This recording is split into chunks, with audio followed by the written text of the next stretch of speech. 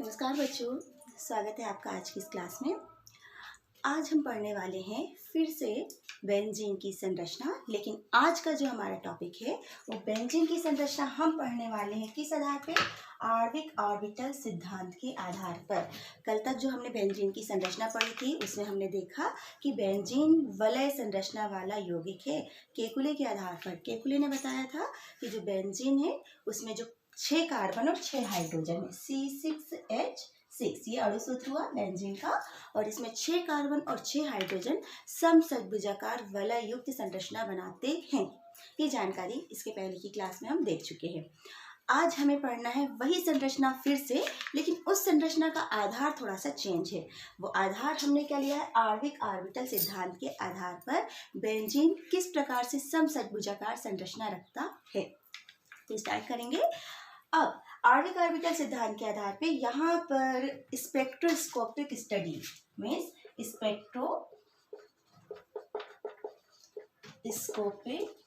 अध्ययन और एक्स किरण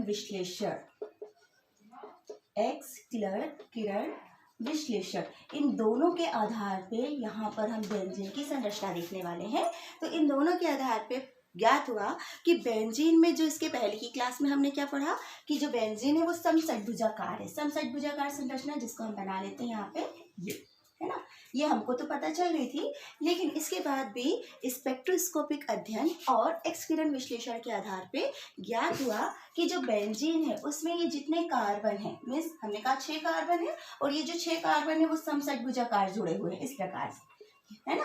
तो ये जो 6 कार्बन है, इन 6 कार्बनों में प्रत्येक कार्बन के बीच में 120 डिग्री सेल्सियस का बंध कोण पाया जाता है। साथ ही जितने भी कार्बन से हाइड्रोजन जुड़े हुए हैं, है ना, कार्बन हाइड्रोजन मीन्स हम बोल सकते हैं यहाँ पे कार्बन हाइड्रोजन के साथ इस प्रकार से जो जुड़े हुए हैं वहाँ पे CH बॉन्ड है, वहाँ पर भी कार्बन या फिर बोले कार्बन हाइड्रोजन, ये जो बंध एंगल है वो भी कितना होता है? 120 डिग्री का, है ना, सेल्सियस में। तो जो एक्स किरण विश्लेषण और स्पेक्ट्रोस्कोपिक अध्ययन के आधार पर जानकारी मिली कि बेंजीन समषट्भुजाकार संरचना रखता है। समषट्भुजाकार में जो प्रत्येक कार्बन और कार्बन हाइड्रोजन, इनमें जो बंध कोण है उस बंध कोण का मान कितना होता है? 120 डिग्री होता है। तो ये जो 120 डिग्री बंध कोण की हमको जानकारी मिली, उस जानकारी को जब हम आगे बढ़ाते हैं तो हमने पढ़ के आए हैं संकरण, और संकरण में हमने देखा यदि परमाणुओं के बीच में 120 डिग्री का एंगल है तो उसमें कौन सा संकरण पाया जाएगा? sp2 संकरण। कौन सा संकरण होगा? sp2 संकरण। अब ये जो sp2 संकरण है, उस sp2 संकरण की अगर हम संरचना देखें तो हम पढ़ के आए हैं कि sp2 संकरण के कारण जो परमाणु है उसकी संरचना कैसी होती है? त्रिकोणीय। कैसी होती है? त्रिकोणीय। तो यहाँ पर संकरण किस में था? कार्बन में। किस कार्बन परमाणु में संकरण था। ये तो हमको ये जानकारी मिल गई एक्स किरण विश्लेषण से कि बॉन्ड को, जो बॉन्ड एंगल है, बंध कोण है, वो 120 डिग्री का होता है, और जो 120 डिग्री का एंगल होता है मतलब हमको ये ज्ञात हो गया कि जो कार्बन है, इनमें जो इनकी जो संरचना होगी, इनकी जो ज्यामिति होगी वो कौन सी होगी? त्रिकोणीय होगी, त्रिभुजाकार होगी, त्रिभुजाकार होगी। और इसके आधार पे हमको पता चल गया कि इसमें कार्बन पे कौन सा संकरण होगा? sp2 संकरण होगा। या sp2 संकरण की हमको जैसे ही जानकारी मिली तो हमको पता चल गया कि जो कार्बन है इनके बीच में त्रिकोणीय संरचना होती है, अब ये जो त्रिकोणीय संरचना है, तो अगर हम कार्बन की बात करें तो यहाँ पर sp2 संकरण कार्बन में किस प्रकार से होता है? कार्बन का हम सामान्य अवस्था में इलेक्ट्रॉनिक विन्यास पढ़ के आए हैं। सामान्य अवस्था में इसके पास इलेक्ट्रॉनिक विन्यास होता है 1s2 2s2 2p2, है ना। परमाणु क्रमांक कितना है कार्बन का? 6। अब उत्तेजित अवस्था की जब हम बात करते हैं, ये संकरण हमने पढ़ा है, फिर से एक बार मैं आपको बता देती हूँ। उत्तेजित अवस्था में इसमें से ये जो 1s2 है और 2s2 है, 2s का एक इलेक्ट्रॉन उत्तेजित होके कहाँ चला जाता है? 2p में। 2p में जो 2p2 है वो किस रूप में है? px1 p/1, और जो pz है ये खाली रहता है। तो यहाँ पर जो 2s1 का एक इलेक्ट्रॉन है वो 2p में चला जाता है, मीन्स यहाँ पे क्या हो जाता है 2p3, और 2p3 हो जाता है मीन्स यहाँ पे हो गया px1 py1 pz1। ये हो जाता है इसका इलेक्ट्रॉनिक विन्यास। और इस इलेक्ट्रॉनिक विन्यास में अगर हम देखें तो 2s के पास एक इलेक्ट्रॉन है, फिर 2p3 मीन्स ये जो p कक्षक है इनके पास कितने इलेक्ट्रॉन होते हैं 1 2 3। ठीक है, अब जब ये 3 इलेक्ट्रॉन है तो यहाँ पर जो संकरण होता है इस कंडीशन में है ना, कार्बन की संयोजकता 4 इस कंडीशन में ही होती है, लेकिन जब संकरण हुआ तो संकरण कौन सा हुआ sp2 संकरण हुआ, मीन्स ये एक s कक्षक और ये 2 p कक्षक, इनमें जो संकरण हुआ वो कौन सा था sp2 संकरण। तो जो बेंजीन है, बेंजीन के पास कार्बन में हर एक कार्बन में sp2 संकरण पाया जाता है, हर एक कार्बन में sp2 संकरण होता है, मीन्स हर एक कार्बन के पास 3 इलेक्ट्रॉन होते हैं जो संकृत अवस्था में होते हैं, है ना, मतलब 3 जो परमाणु होते हैं कार्बन के, जो 3 परमाणु होते हैं sp2 संकृत होते हैं और जिनके पास एक एक अयुग्मित इलेक्ट्रॉन है। फिर इसके अलावा हमको क्या दिखाई दे रहा है कि ये जो कार्बन है इसके पास एक असंकृत कक्षक युक्त इलेक्ट्रॉन है यहाँ पर, है ना, ये एक अयुग्मित इलेक्ट्रॉन दिखाई दे रहा है जो कि संकरण में भाग नहीं लेता, तो इसे हम कहते हैं इसके पास एक असंकृत p कक्षक होता है। तो बिल्कुल इस चीज को जब हम ध्यान रखेंगे तब जाके हम आगे कार्बन की संरचना और अच्छे से क्लियर करेंगे बेंजीन में, है ना। तो संकरण क्लियर आप लोगों को कि कौन सा संकरण है कार्बन में sp2। इस कंडीशन में हर एक कार्बन के पास 4 इलेक्ट्रॉन हैं, लेकिन 4 में से जो 3 अयुग्मित इलेक्ट्रॉन होते हैं उनमें sp2 संकृत कक्षक में होते हैं, है ना, कि जो 3 इलेक्ट्रॉन है वो कहाँ पर उपस्थित है sp2 संकृत कक्षक में है, और एक इलेक्ट्रॉन है उसमें कैसा है वो असंकृत है, संकरण में भाग नहीं लेता। तो बस हमको ये 4 इलेक्ट्रॉनों का ध्यान रखना है और इन्हीं 4 इलेक्ट्रॉनों से हम आगे की संरचना देखने वाले हैं। ठीक है,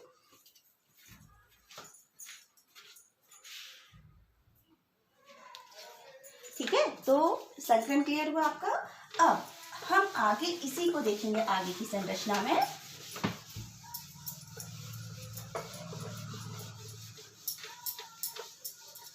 आगे हम देखेंगे कि किस प्रकार से कार्बन के ये जो चारों परमाणु कक्षक हैं वो संकरण के आधार पर बंध बनाने वाले हैं, है ना। संकरण के आधार पर कैसे बंध बनाएंगे अब देखें। हर एक कार्बन, बेंजीन के पास कितने कार्बन है 6 कार्बन, एक कार्बन के पास 3, ये लिख रही मैं 3 sp2 संकृत कक्षक है।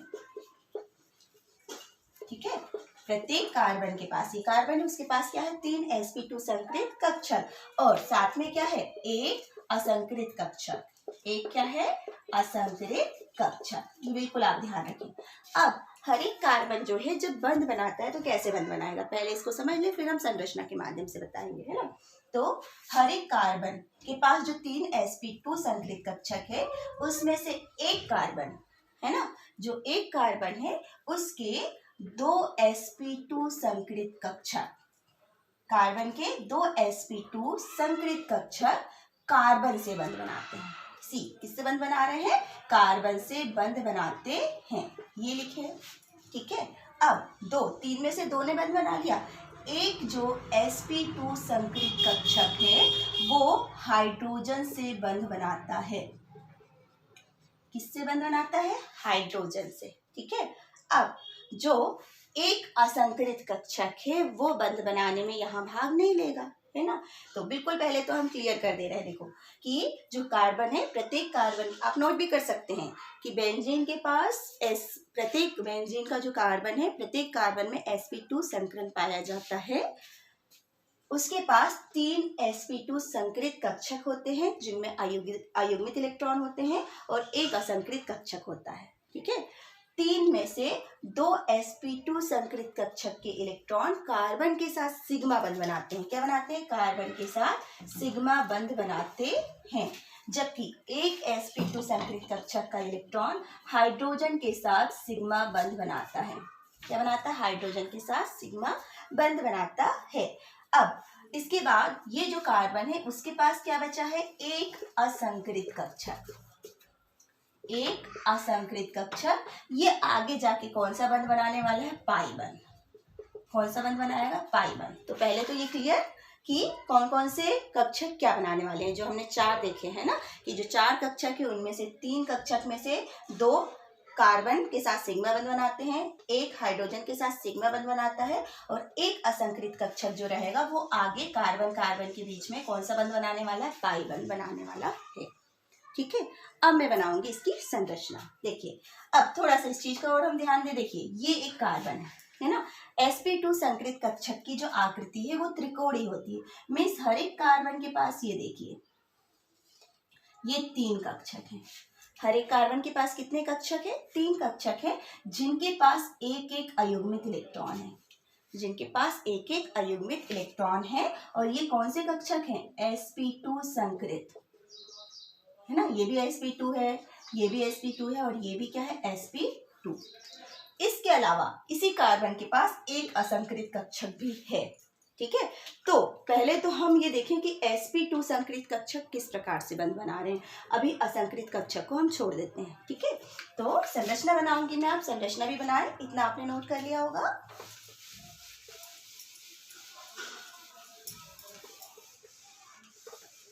देखिए, अब हम संरचना बना रहे हैं। बेंजीन किस प्रकार से समषटभुजाकार बनेगा, हमको ये बनाना है, बेंजीन की समषटभुजाकार संरचना। तो हमारे पास जो 6 कार्बन है, हमने कार्बन को टारगेट किया है ना, ये 1 कार्बन, 2 कार्बन, थोड़ा साइड ले लेते हैं, 1 कार्बन, 2 कार्बन, 3, 4, 5, 6। ठीक है, ये 6 कार्बन हुए। अब ये देखिए, ये 6 कार्बन, हर एक कार्बन के पास ऐसे हैं। इनको अगर हम देखें तो देखिए, ये वाला जो कार्बन है इसके पास ये 1, 2 और ये 3। ठीक है, ये 1 कार्बन है। अब हमने कहा था ये जो कार्बन है, 1 कार्बन 2 कार्बन के साथ बंध बनाएगा। जब 2 कार्बन के साथ, मतलब ये कार्बन इसके साथ बंध बनाएगा 1, और ये वाला कार्बन इसके साथ बंध बनाएगा। ठीक है, अब इस कार्बन के पास भी 3 है, ये ठीक। ये कार्बन 2 कार्बन के साथ, तो एक इसने यहां से बना लिया और एक वो इससे बनाएगा, इस वाले कार्बन से ये। ठीक है, अब ये वाला जो कार्बन है, एक इससे बना लिया, तो एक किससे बंध बनाएगा, इससे। ठीक है, फिर इसके पास एक अभी यहाँ पर है, ये वाला कार्बन ने एक इससे बंध बना लिया, एक यहाँ से बंध बना लेगा ये। फिर इसके पास अपना एक बचा हुआ है। फिर ये वाला कार्बन एक बंध यहाँ बनाया है और एक बंध इस कार्बन से बना लेगा, और एक इसके पास यहाँ बचा हुआ है ना, और ये इसके पास बचा हुआ है। तो ये देखिए, हर एक कार्बन के पास 3 sp2 संकृत कक्षक हैं, और 3 sp2 संकृत कक्षक में अगर हम संरचना देखें तो इस संरचना में हमको क्या दिख रहा है कि हर एक कार्बन अपने निकटवर्ती कार्बन के साथ कौन सा संकरण कर रहा है। इन सबके पास ये एक एक इलेक्ट्रॉन,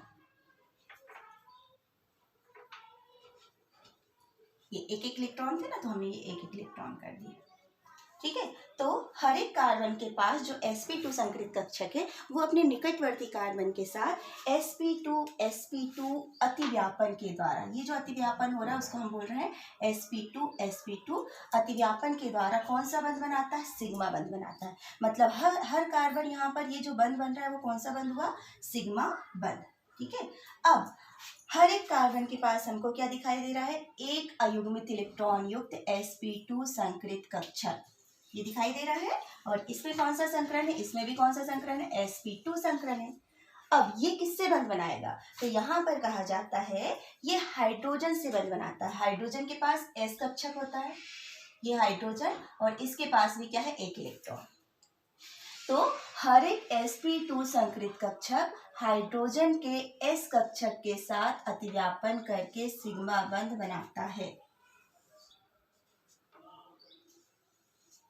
ये हाइड्रोजन के पास एक इलेक्ट्रॉन है, तो यहाँ पर सब जगह क्या जाएगा, एक इलेक्ट्रॉन। ठीक है, अब ये जो संरचना है उसमें कौन से संकरण हुए, फिर से एक बार आप देख लें ध्यान से।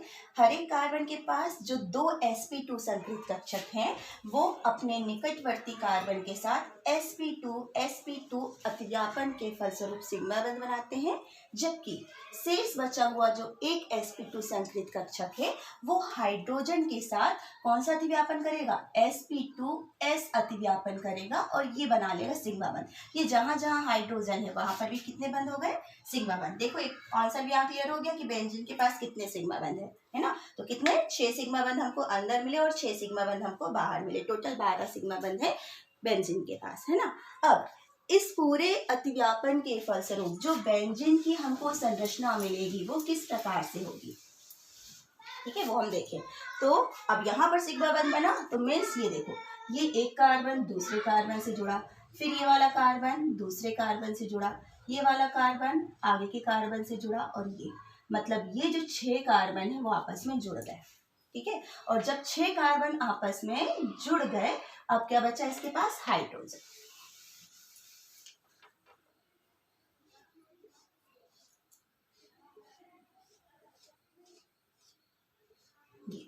ठीक है, ये 6 कार्बन ये जो जुड़े हुए हैं सेट कोड बनाते हैं वो ये हो गए, और इनके पास ये जुड़ा हाइड्रोजन एक यहां से इस प्रकार से।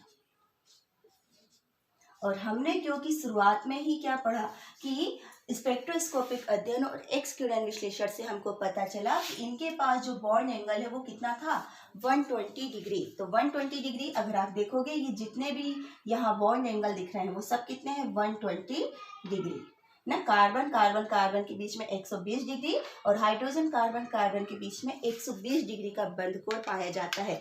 और इसी बंध कोण के आधार पे हमने कहा कि इसके कार्बन पे sp2 संकरण होगा, और sp2 संकरण के कारण ये इस प्रकार से अतिव्यापन करके समषट्भुजाकार संरचना बनाते हैं, ठीक है।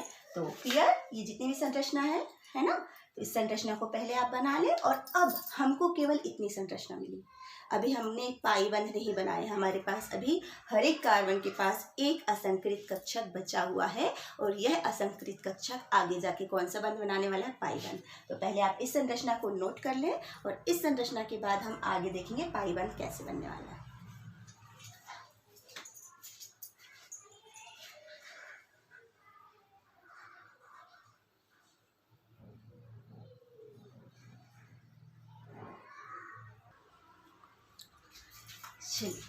तो नोट कर लिया होगा आपने।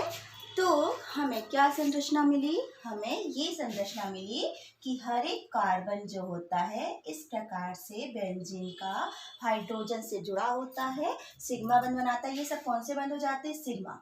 जितने भी बंध हमने बनाए हैं वो सारे कौन से बंध है, सिग्मा बंध। और जो कैसे बनते हैं, sp2 समाक्ष अतिव्यापन के द्वारा, ठीक है। अब इसके बाद जो संरचना हमें मिली उस संरचना को हम अब आगे देखें। हमको ये देखना है कि जो कार्बन के पास एक असंकृत कक्षक बचा वो क्या करता है ना। तो देखिए ये हमको संरचना मिली कि यहाँ पर ये जो कार्बन है इस कार्बन के साथ हर एक कार्बन अपने निकटवर्ती कार्बन के साथ सिग्मा बंध बनाता है ना। और बचा हुआ जो एक है वो असंकृत कक्षक है और वो क्या बना लेता है, यहाँ पर एक और हाइड्रोजन के साथ सिग्मा बंध। ये संरचना हमने पढ़ ली, ठीक है। अब इस संरचना में हमको पता चल गया कि ये जो बेंजीन की अगर हम आबंध रेखा संरचना बनाए ना तो वो ये इतनी संरचना से हमने पढ़ लिया, ठीक है। अब इस संरचना को हम क्या देखें कि इस संरचना के बाद पाई बंध कैसे बने, है ना। तो हमने कहा यहाँ हर एक कार्बन के पास, ये देखिए हर एक कार्बन है, ये हमने बनाया हर एक कार्बन का आबंध रेखा सूत्र, ठीक है। हर एक कार्बन के पास हमको क्या दिखाई दिया कि अब इसके पास एक असंकृत पी कक्षक है। ये देखिए मैं बना रही हूँ यहाँ पे, आप भी इस तरीके से बनाते जाएं, है ना। ये जो कार्बन है ये कौन सा कार्बन है, sp2 ये कैसा असंकृत पी कक्षक, असंकृत पी कक्षक, ठीक है। और इसके पास क्या है, एक एक अयुग्मित इलेक्ट्रॉन, इन सबके पास क्या है, एक एक अयुग्मित इलेक्ट्रॉन, ये ठीक है। अब ये जो असंकृत जो पी कक्षक है वो क्या करेगा, पाई पार्श्ववर्ती अतिव्यापन। क्यों? क्योंकि ये जो समसेट कोण बना वो एक ही तल में बना, ये है ना। और जो हमारे पास पी कक्षक है वो क्या है, एक दूसरे के समांतर है। मतलब कि अगर दो पी कक्षक है तो ये एक दूसरे के पैरेलल है, समानांतर है ना। लेकिन वो जो तल है, मतलब ये जो हमारा वलय बना, उस वलय के ऊपर और नीचे, मतलब लंबवत है। मतलब कि हमारे पास ये जो समषट्भुजाकार जो वलय बना, इस वलय के लंबवत है ना। ये जो वलय बना, इस वलय के लंबवत हमारे पास एक एक असंकृत पी कक्षक हैं। ठीक है। अब ये असंकृत पी कक्षक क्या करेंगे, तो यहाँ पर कहा जाता है ये आपस में पार्श्ववर्ती अतिव्यापन करते हैं। अब जब वो पार्श्ववर्ती अतिव्यापन करते हैं तो वो पार्श्ववर्ती अतिव्यापन कैसा होगा, है ना। अब वो पार्श्ववर्ती अतिव्यापन कैसा होगा, तो इसको मैं फिर से यहाँ थोड़ा ऊपर से बनाऊंगी क्योंकि हमें अभी संरचना की आवश्यकता पड़ने वाली है ना। बेंजीन को जब हम संरचना के साथ बताते हैं ना, तो बहुत सारी संरचनाएं हम अलग से बता सकते हैं, और जितने अच्छे से हमारी संरचनाएं क्लियर होंगी, हम उतने अच्छे से इस टॉपिक को समझ सकते हैं। देखो कितना क्लियर सबको कि ये जो बेंजीन है समषट्भुजाकार है और इसके पास ये है असंकृत पी कक्षक। ठीक है। अब ये असंकृत पी कक्षक जब अतिव्यापन करेगा तो वो जो अतिव्यापन है वो किस प्रकार से कर सकता है, ये देखिए मैं दो प्रकार की संरचनाएं बना रही हूँ यहाँ पे। फिर से हमने यहाँ पर ये लिया,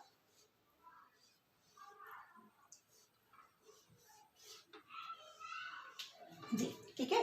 तो जब यहाँ पर कौन सा अतिव्यापन कर रहे हैं हम, पार्श्ववर्ती अतिव्यापन, है ना, पार्श्ववर्ती अतिव्यापन। और जब हम पार्श्ववर्ती अतिव्यापन करेंगे तो वो जो पार्श्ववर्ती अतिव्यापन है वो एक दूसरे के समानांतर जब पी कक्षक करते हैं, वलय के लंबवत हैं, वो कैसे कर सकते हैं। तो यहाँ पर हो सकता है कि ये इससे अतिव्यापन कर ले, ये इससे अतिव्यापन कर ले, और ये इससे अतिव्यापन करे, ये ठीक है। तो अगर ये ऐसा अतिव्यापन करते हैं, कौन सा अतिव्यापन है यहाँ पर, ये पी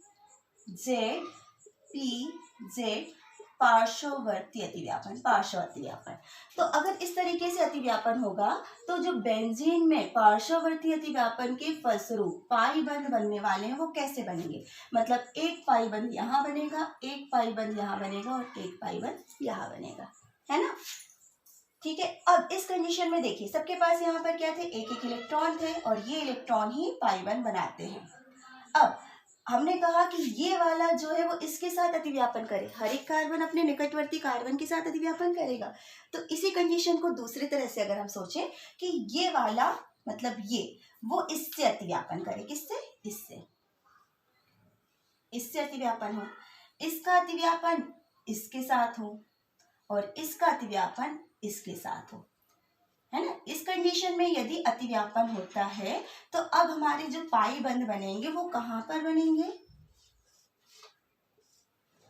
है ना। अब या तो यहाँ, यहाँ और यहाँ, है ना। तो जब पार्श्ववर्ती अतिव्यापन होता है तो यहाँ पर कहा जाता है कि हर एक कार्बन के पास जो पी कक्षक है, असंकृत पी कक्षक है, वो अपने निकटवर्ती कार्बन के साथ पी पार्श्ववर्ती अतिव्यापन करता है। और उस पार्श्ववर्ती अतिव्यापन के कारण हमको जो बेंजीन में पार्श्ववर्ती अतिव्यापन मिलता है तो वास्तव में हर एक कार्बन अपने निकटवर्ती कार्बन के साथ कर रहा है ना। तो इस कंडीशन में होता क्या है, वास्तव में ऐसा लगता है कि यहाँ पर एक संरचना में बना रही हूँ, वास्तव में जो अतिव्यापन होता है वो इस प्रकार से लगने लगता है।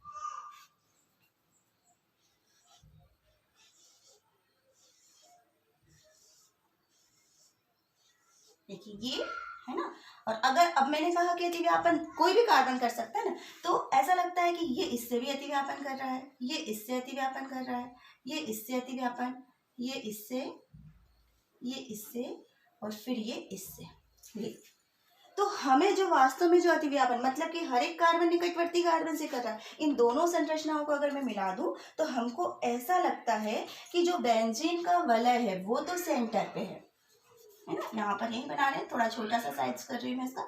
ये जो वलय है वो तो वास्तव में कैसा है, सेंटर पे है, पर जब हमको अतिव्यापन होता है तो ऐसा प्रतीत होता है कि यहाँ पर जो पाई इलेक्ट्रॉन है वो पूरे वलय में ऊपर और नीचे घूमते जा रहे हैं, है ना। ये वाला सर्किल अगर मैं ऊपर बनाती हूँ तो ये एक ऊपर बनेगा और एक इसके नीचे, है ना। मीन्स अगर हमने कहा एक सर्किल ऊपर एक सर्किल नीचे और बीच में हमको ऐसा लगता है कि ये बेंजीन वाला है। इस टाइप से। तो जो ये पाई इलेक्ट्रॉनों का जो अब्र हमको मिलता है, पाई इलेक्ट्रॉनों का जो अब्र हमको मिलता है, क्योंकि वो तल है और तल के ऊपर और नीचे पाई इलेक्ट्रॉन कंटिन्यू घूम रहे हैं। तो यहाँ पर कहा जाता है कि जब पार्श्ववर्ती अतिव्यापन होता है तो जो पाई इलेक्ट्रॉन है किसी एक कार्बन पर स्थानीयकृत नहीं होते। ये शब्द बिल्कुल ध्यान से रखें, समझ लें कि जो पाई इलेक्ट्रॉन है किसी एक कार्बन पर स्थानीयकृत नहीं होते, बल्कि सभी कार्बन पर विस्थानीकृत होते रहते हैं। दो शब्द अलग अलग हैं, एक ही स्थानीयकृत जिसे हम बोलते हैं लोकेलाइज्ड। लोकेलाइज्ड का मतलब होता है एक ही स्थान पर उसकी लोकेशन है ना। स्थानीयकृत स्थानीय है कि जो पाई इलेक्ट्रॉन है किसी एक कार्बन पर स्थायी नहीं होते हैं, बल्कि हर एक कार्बन पे, प्रत्येक कार्बन पे डीलोकेलाइज मतलब कि घूमते रहते हैं, विस्थानीकृत होते हैं, उनका विस्थापन होता रहता है कि यहाँ कार्बन पे थे, फिर यहाँ गए, फिर यहाँ, फिर यहाँ, फिर यहाँ, मतलब कि वो जो कार्बन है हर एक कार्बन पे विस्थानीकृत या विस्थापित होते रहते हैं। और इसी को हम कहते हैं, इससे जो एनर्जी मिलती है उसी को हम कहते हैं विस्थानीकरण ऊर्जा। तो ये शब्द आता है कि जो बेंजीन है उसकी विस्थानीकृत ऊर्जा बहुत ज़्यादा होती है। विस्थानीकृत ऊर्जा, क्लियर कि दो शब्द हैं, स्थानीयकृत और विस्थानीकृत। स्थानीयकृत को हम बोलते हैं लोकेलाइज्ड और विस्थानीकृत को बोलते हैं डीलोकेलाइज्ड। मतलब इसको नोट भी कर सकते हैं कि बेंजीन में ये जो पाई इलेक्ट्रॉन होते हैं, है ना, हर एक यहाँ पर ये असंकृत कक्षक है और जिसके पास क्या है, एक एक पाई इलेक्ट्रॉन। तो जो बेंजीन के पाई इलेक्ट्रॉन होते हैं किसी एक कार्बन पर स्थानीयकृत ना होके हर एक कार्बन पर विस्थानीकृत होते हैं। प्रत्येक कार्बन पे धीरे धीरे विस्थानीकृत होते हैं और जिसके कारण हमें पाई इलेक्ट्रॉनों का अब्र मिलता है और इसके कारण बेंजीन में पाई इलेक्ट्रॉन घनत्व बहुत ज़्यादा होता है और इसलिए यह आसानी से इलेक्ट्रॉन स्नेही प्रतिस्थापन अभिक्रिया भी देता है ना। इलेक्ट्रॉन स्नेही प्रतिस्थापन अभिक्रिया क्यों देता है कि बेंजीन के पास ये जो एक इलेक्ट्रॉन है ना, अब देखो ये इलेक्ट्रॉन है, इन इलेक्ट्रॉनों को ओवरऑल यदि मैं दर्शाऊं तो यहाँ पर क्या कहा जाता है कि ये कंटिन्यू यहाँ पर डीलोकेलाइज्ड होते हैं, घूमते रहते हैं। और जब ये डीलोकेलाइज्ड होते हैं तो उसी को हम कहते हैं विस्थानीकृत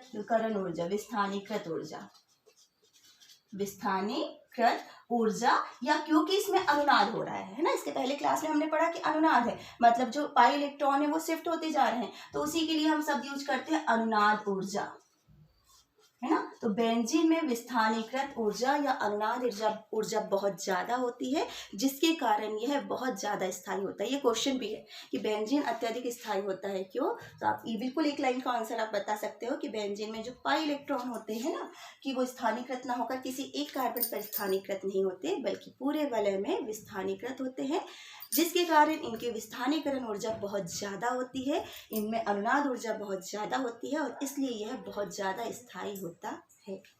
तो ये हमने आज पढ़ी बेंजीन की संरचना, किस आधार पे, आणविक ऑर्बिटल सिद्धांत के आधार पे, जो ये बताता है कि जो बेंजीन का जो कार्बन होता है, बेंजीन में कार्बन के बीच में 120 डिग्री का बॉन्ड एंगल, ये देख लीजिए आप, है ना, ये सारे बॉन्ड एंगल कितने के बन रहे हैं, ये 120 डिग्री।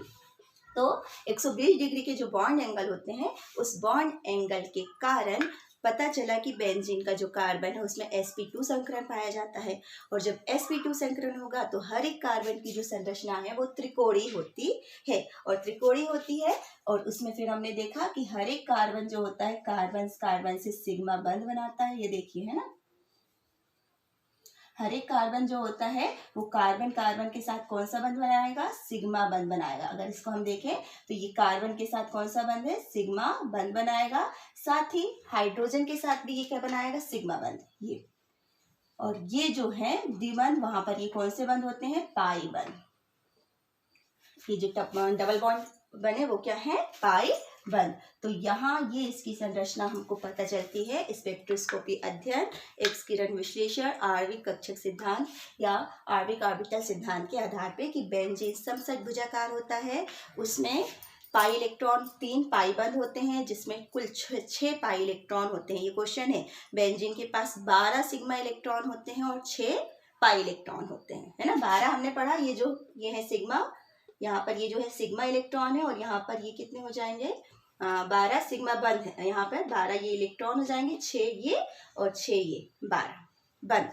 सिग्मा बंध, और यहाँ पे हर एक बंध में 2 इलेक्ट्रॉन होते हैं। इलेक्ट्रॉन अलग है और बंध अलग है ना, एक बंध बनाने के लिए 2 इलेक्ट्रॉन की आवश्यकता होती है। तो ये जो 3 पाई बंध है उसमें क्या हो जाएंगे, 6 पाई इलेक्ट्रॉन हो जाएंगे।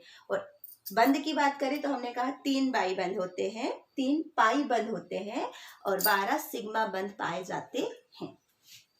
तो ये हुई बेंजीन की संरचना। आप अच्छे से इसको देखेंगे, वीडियो को ध्यान से समझें कि किस प्रकार से संकरण हुआ, किस प्रकार से अतिव्यापन हुआ और किस प्रकार से बेंजीन समषटभुजाकार संरचना बनाता है। और समषटभुजाकार के ऊपर और नीचे पाई इलेक्ट्रॉनों का घनत्व बहुत ज़्यादा होता है, इसलिए बेंजीन जो है उसमें इलेक्ट्रॉन घनत्व बहुत ज़्यादा होता है बेंजीन में। ठीक है, तो बेंजीन की संरचना को आप अच्छे से ध्यान से समझें, वीडियो को देखें, पसंद आता है तो लाइक करें और मेरे यूट्यूब चैनल को सब्सक्राइब ज़रूर करें। Thank you.